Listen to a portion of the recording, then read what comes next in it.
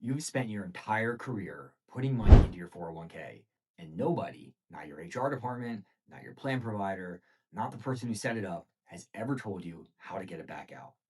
Most people hit retirement with a balance and no plan, and that gap costs them in taxes, in missed income, in money they never get back.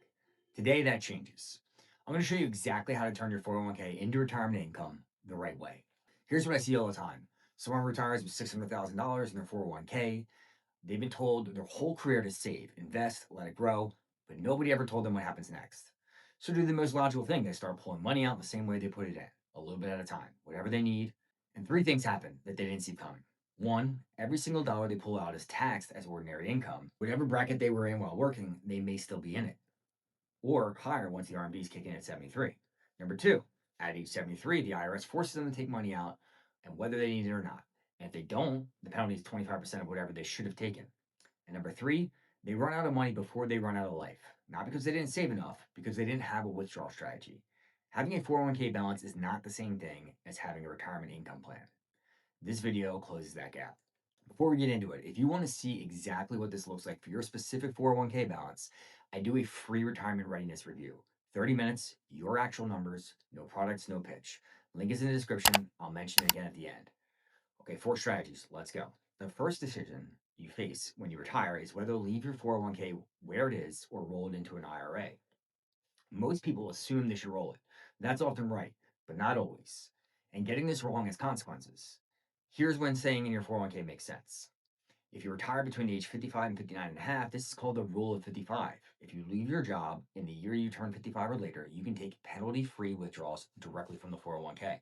The moment you roll it into an IRA, that window closes until 59 and a half. A lot of early retirees don't know this and it costs them. Here's when rolling it into an IRA makes more sense.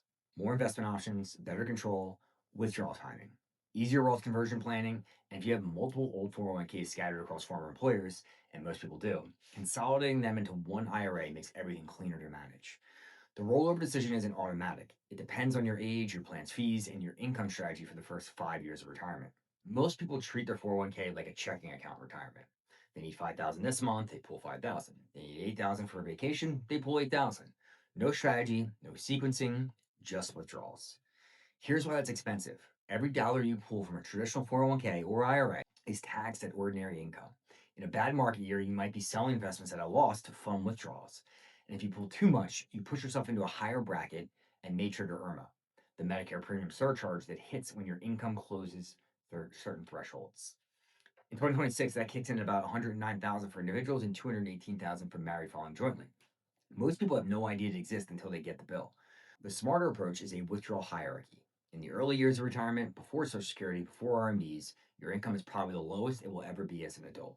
That is your window to pull strategically from your pre-tax accounts and do what's called Roth conversions at the lowest possible rate every year. The general order goes taxable accounts first, then traditional IRA, and then Roth last. But the right answer for your situation depends on your bracket, your Social Security timing, and when RMDs start hitting. A $500,000 401k managed with a tax-smart withdrawal strategy can generate meaningfully more after-tax income over 20 years than the same balance withdrawn randomly. Same money, different outcomes. At age 73, the IRS requires you to start taking money out of your pre-tax retirement accounts. This is called the required minimum distribution, or RMD. You don't get to decide, you don't get to skip it, and if you miss it, the penalty is 25% of whatever you should have taken. Here's why that matters and why most people aren't planning for it. If you have, say, a $600,000 IRA at 73, your R&D is roughly going to be $22,000 that year. If you're already getting Social Security, say $30,000 a year, you now have $52,000 in taxable income before you spend a single dollar of your choice. That might push you into a higher bracket you didn't know. It will likely trigger IRMAA on top of your other income. And every year your IRA grows, the R&D grows with it.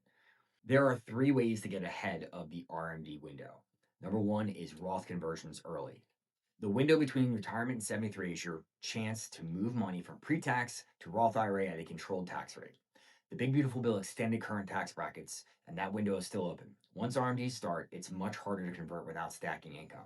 The next is Qualified Charitable Distributions, or QCDs. If you're charitably inclined and over 70 and a half, you can direct up to $111,000 per year from your IRA directly into charity. It satisfies your RMD and the distribution is completely tax-free. That's real money if you're going to give it away.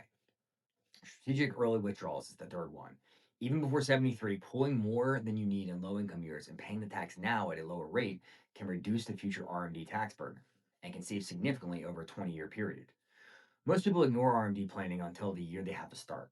By then, half the planning opportunities are gone. I want to show you what everything we've talked about actually looks like when you put it together. I'm going to walk you through a planning scenario. This is a composite based on a type of situation I see all the time. The names and the numbers are completely illustrative, but the planning outcomes are real. Meet Tom and Linda. Tom is 63 and Linda is 61. Tom is retiring this year. He has $580,000 in his 401k at his current employer. He also has a small IRA with about $45,000 in it and a taxable brokerage account with $290,000 in it. Linda is still working part time and has about $120,000 in her own IRA. Tom's Social Security at 65 would be $2,200 a month. At 70, it would be $3,100 a month. Their estimated monthly expenses in retirement are $7,500 a month. What they were going to do before planning was roll the 401k into an IRA, start both Social Security to 65, and pull the $4,100 a month from the IRA to cover the remaining gap. No strategy, no sequencing, just withdrawals, and a plan to figure out taxes later. Here's what that costs them. Pulling $49,200 a year from the pre-tax IRA plus roughly $40,800 in Social Security gives them approximately $90,000 in gross income. After the standard deduction of $32,200 for married couples filing jointly, plus the new $6,000 senior deduction for eligible spouses, their taxable income lands around $45,800. That's in a 12% tax bracket today.